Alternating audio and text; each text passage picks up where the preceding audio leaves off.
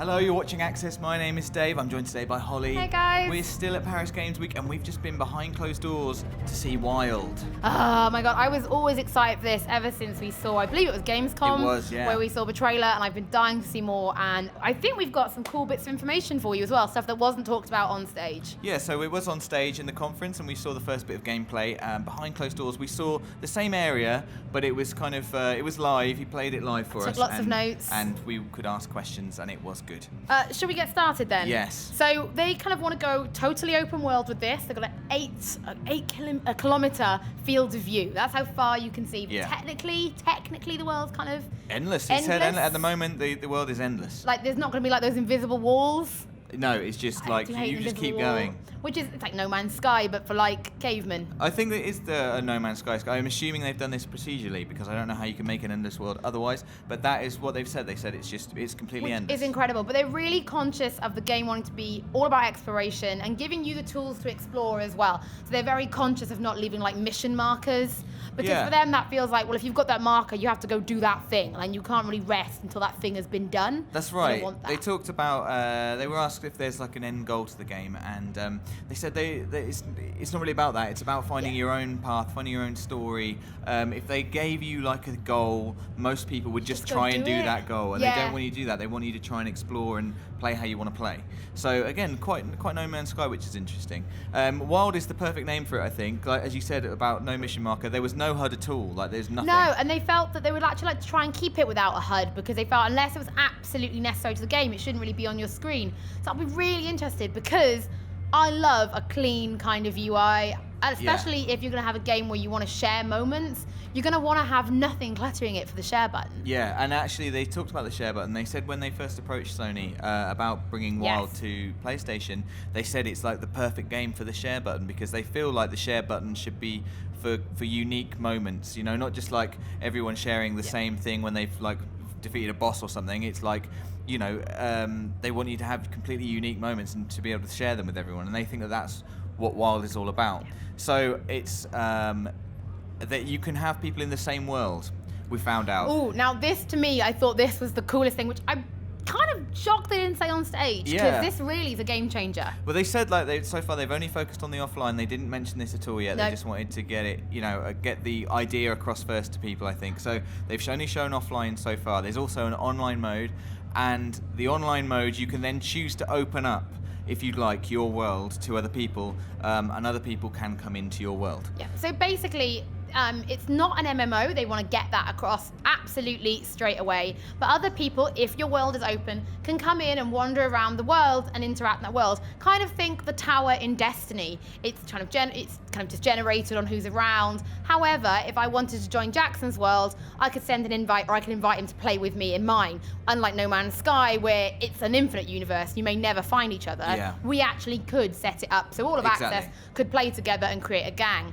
Think Bloodborne and Dark Souls in the sense, however, that if you have it open, people might not be friendly, and That's they might right. be out to kill you. You could be friendly, you could be not so friendly. And important, like a really exciting way that this works is with the possessing of animals. Yes. So you can go into someone's world, possess a frog, and hop up to them, and you know they're not going to know that it's you.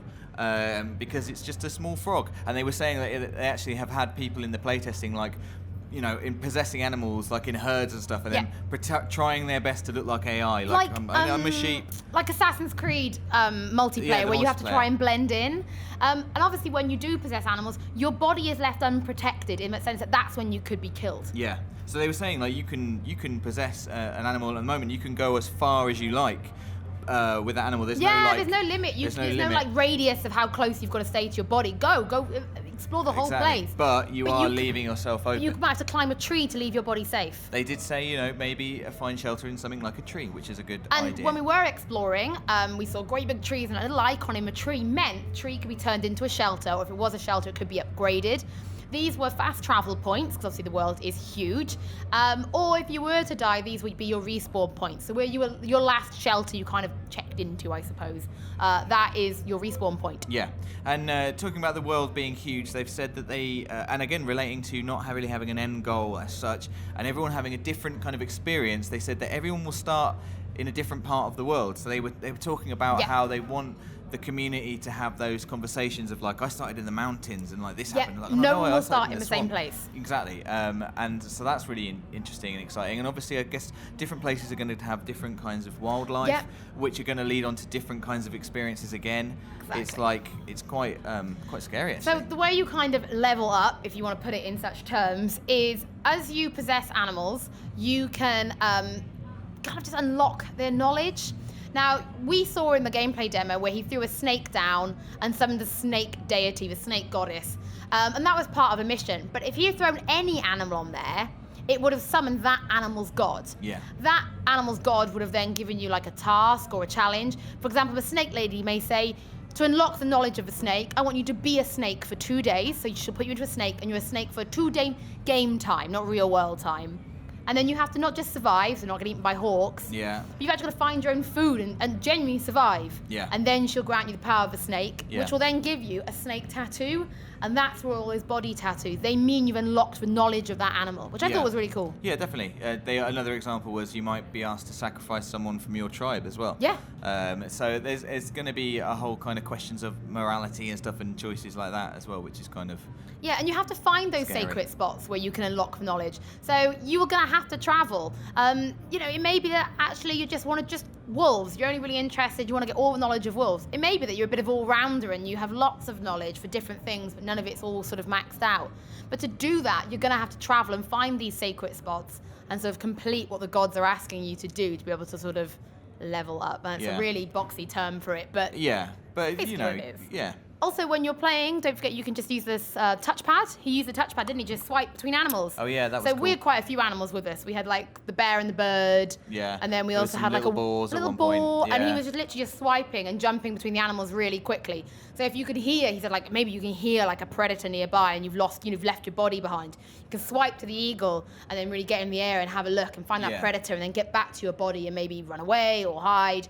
So they've really thought about everything. And it is using those animals for their skills. So he was talking a lot about the eagle, about how it's great to have an eagle, for example, so you can go up, scout ahead, scout around you, use its like vision to look for danger or other things. And like how, again, it's kind of how do you want to play? Do you want to play with that kind of thing, or do you want to go quite aggressive, like with the bear, who's obviously going to be good for fighting and stuff? Yeah, or you might want to just like possess a little thing like a wild boar, baby boar, and use that to lure out a big one. Yeah. Which you need. You need like a nasty big animal. Yeah. And that's what you use that little one. You sacrifice it. Yeah, the possibilities are kind of Or endless. you might It's just kind of start a scary. PlayStation Access wild boar gang, Yeah, that could definitely happen. which I'm also up for that. happen.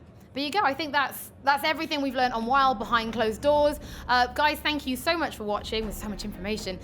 We'll have loads more coming up from Paris Games Week on my YouTube channel. And if you're in one of the lucky countries, you can download the PlayStation Access app on your PlayStation 4 now and get all our videos straight into your living room, which is even better.